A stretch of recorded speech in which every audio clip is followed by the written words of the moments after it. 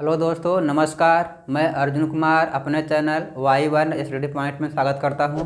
आज हम आप सबको जो लेकर आए हैं, उदाहरण लेकर आए हैं। इसके पहले वाले वीडियो में एक का ई हुआ था। इसमें हम आपको उदाहरण बताने वाले हैं। थोड़ा नियम है, उसको हम देख लेते हैं। इसमें आपको जो पहला नियम दिया गया है, शून्य के प्रगुण, है ना। शून्य के प्रगुण।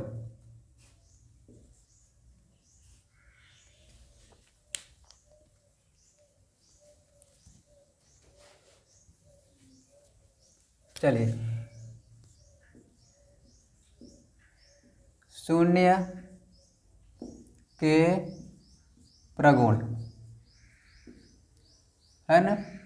इसमें देखिए, शून्य के प्रगुण में कौन कौन सा नियम आता है। जिसमें जो पहला नियम दिया गया है, योग का तत्समक प्रगुण, है ना।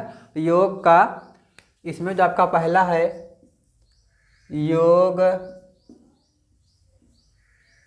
का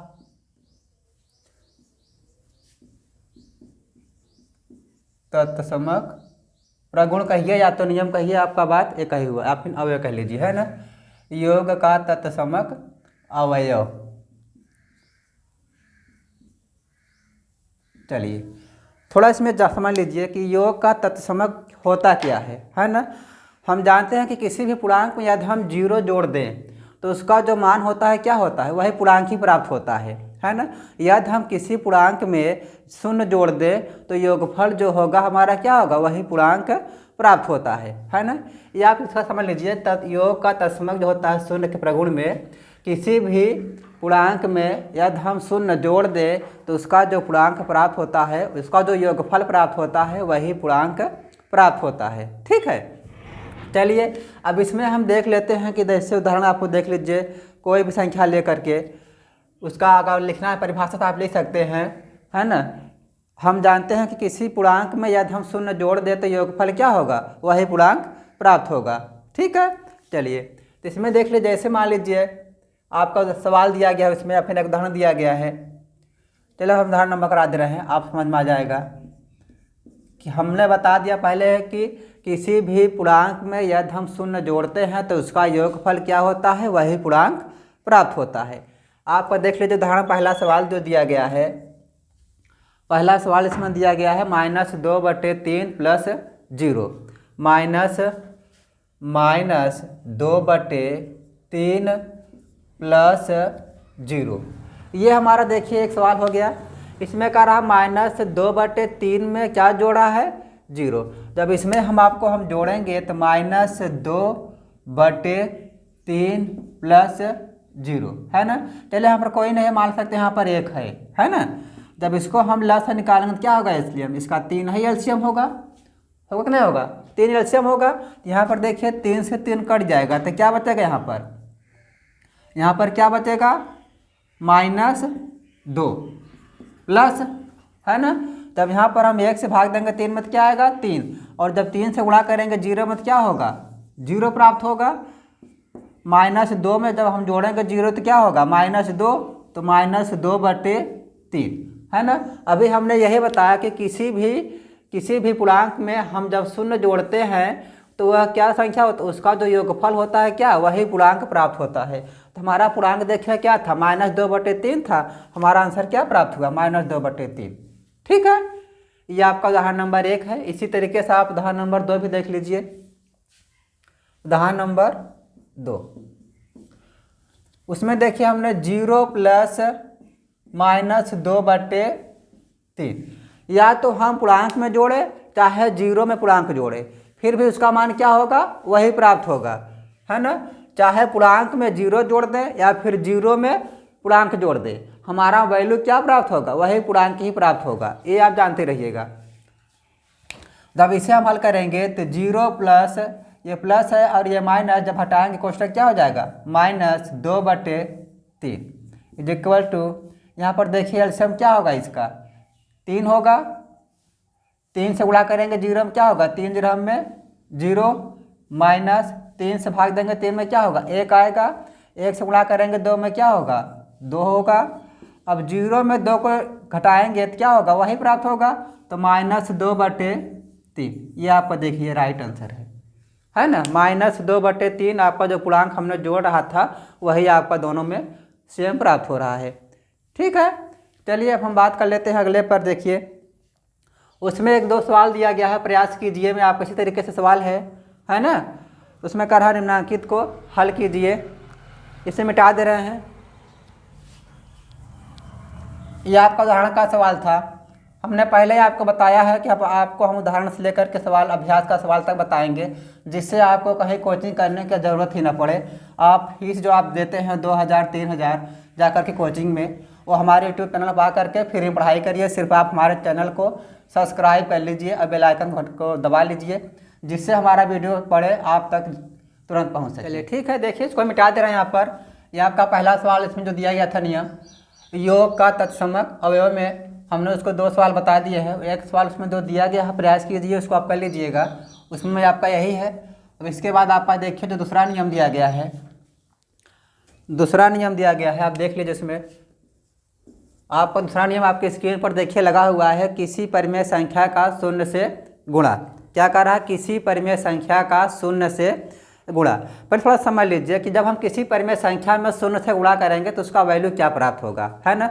यदि हम किसी परिमेय संख्या जब हम शून्य से गुणा करते हैं तो उसका वैल्यू क्या प्राप्त होगा? शून्य ही प्राप्त होगा। क्या प्राप्त होगा? शून्य। जैसे अभी हमने बताया कि योग का शून्य का जो था नियम, प्रगुण में योग का तत्समक अवयव में जब हम योग करेंगे तो हम जो पूर्णांक हमारा होता है वही पूर्णांक प्राप्त होगा। लेकिन जब हम गुणा करेंगे शून्य से या जीरो से तो उसका वैल्यू क्या प्राप्त होगा? शून्य प्राप्त होगा, है ना। चलिए देख लीजिए उदाहरण। इसमें उदाहरण देख लीजिए, उदाहरण इसमें देखिए उदाहरण क्या इसमें दिया गया है आपके सवाल में, देख लीजिए।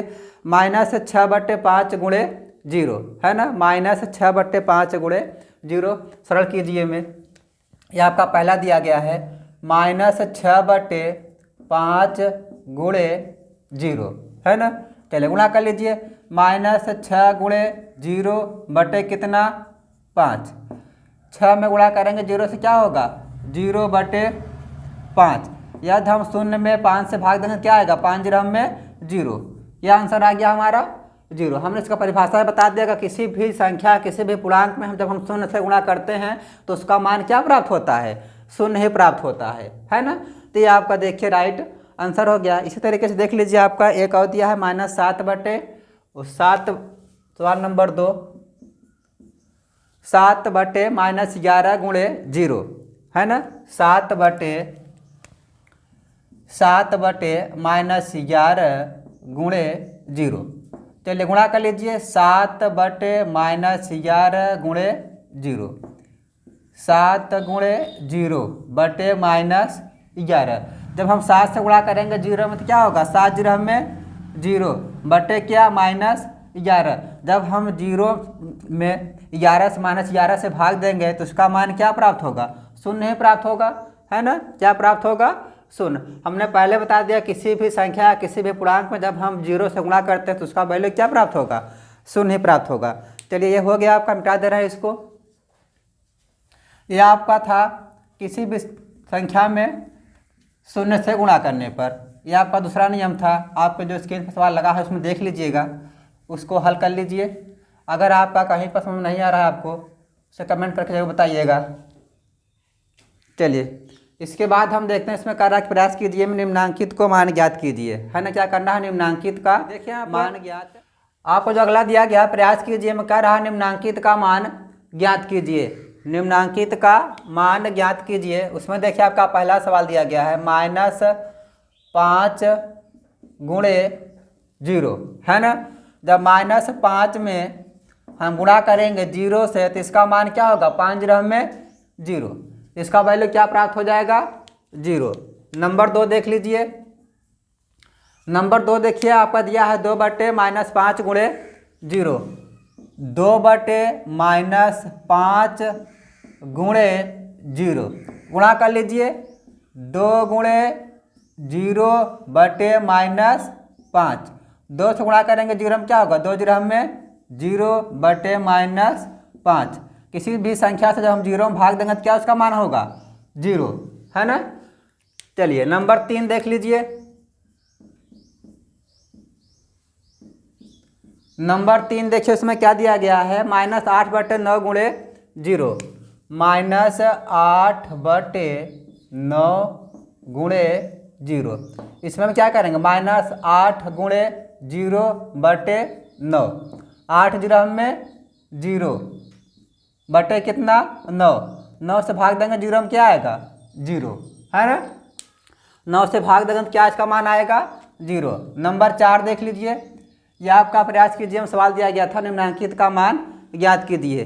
0 गुणते 0 गुणे -3/-4, है ना। तो 0 से गुणा करेंगे -3 में बटे -4, है ना। 0 से करेंगे क्या होगा 3 -4, तब 4 से -4 से भाग देंगे 0 में क्या होगा 0, ठीक है, क्या होगा 0। चलिए अब इसके बाद देख लीजिए अगला जो नियम दिया गया है उसको हम बात करेंगे। इसको मिटा दें हम। -5 में क्या किया 0 से गुणा किया तो क्या आ गया 5 0 में 0, यानी कि हमारा सभी वैल्यू क्या प्राप्त हो रहा है 0। किसी भी संख्या में या किसी भी पूर्णांक में जब हम 0 से गुणा करते हैं तो उसका मान क्या प्राप्त होगा 0 ही प्राप्त होगा, है ना। अगला आपका है गुणा का तत्समक अवयव, उस पर हम बात करेंगे।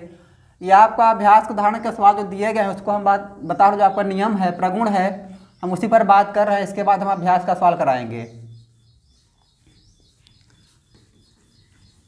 आप इसको नियम को जान लीजिए, समझ लीजिए कि क्या होता है जब हम किसी भी संख्या में 0 को जोड़ेंगे तो उसका वैल्यू क्या प्राप्त होगा। किसी भी संख्या में जब हम 0 से गुणा करेंगे तो उसका वैल्यू क्या प्राप्त होगा, है ना। चलिए आगे हम बात करते हैं। उसमें दिया गया है आपका जो गुणा का तत्समक अवयव। चलो उसमें देखते हैं होता क्या है। हम जानते हैं किसी भी पूर्णांक में जब हम 1 से गुणा करते हैं तो उसका गुणनफल क्या होता है वही पूर्णांक प्राप्त होता है। जब किसी भी पूर्णांक में हम 1 से गुणा करेंगे तो उसका पूर्णांक क्या होगा गुणनफल उसका वही पूर्णांक प्राप्त होगा। जैसे देख लीजिए, जैसे -9 गुणे 1, है ना। जैसे -9 गुणे 1, -9 में हम 1 से गुणा करेंगे तो क्या होगा -9 ही प्राप्त होगा, है ना। -9 में 1 से गुणा करेंगे तो क्या होगा -9। किसी भी संख्या में यदि हम 1 से गुणा करेंगे तो उसका मान क्या प्राप्त होगा वही प्राप्त होगा, है ना। उसका मान क्या प्राप्त होगा वही प्राप्त होगा। चलिए इसके बाद देख लीजिए आपका जो उदाहरण का सवाल दिया गया है, निम्नांकित को सरल करके परिमेय संख्या प्राप्त कीजिए। निम्नांकित को सरल करके परिमेय संख्या ज्ञात कीजिए, है ना। उस पर देखिए आपका पहला सवाल दिया गया है 5/-7 गुणे 1।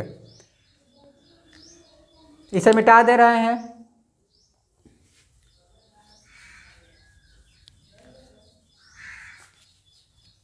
गुणा का तत्समक अवयव में क्या परिभाषा उसका है, किसी भी पूर्णांक को 1 से गुणा करने पर गुणनफल वही पूर्णांक प्राप्त होता है। हमने बताया जैसे -9 गुणे 1 =-9, है ना। इसमें जो उदाहरण का सवाल दिया गया है इसमें देखिए 4 सवाल दिया गया है। निम्नांकित को सरल करके परिमेय संख्या प्राप्त कीजिए।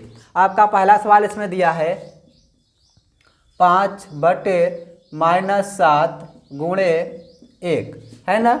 5 से गुणा करेंगे 1 में बटे -7, 5 से गुणा करेंगे 1 में 5 का नाम 5 -7, ये आपका क्या हो गया राइट आंसर है।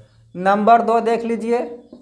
नंबर 2 में देखिए क्या दिया गया है -6/-11 गुणे 1, -6/-11 गुणे 1। चलिए -6 से गुणा करिए 1 में बटे क्या -11, है ना।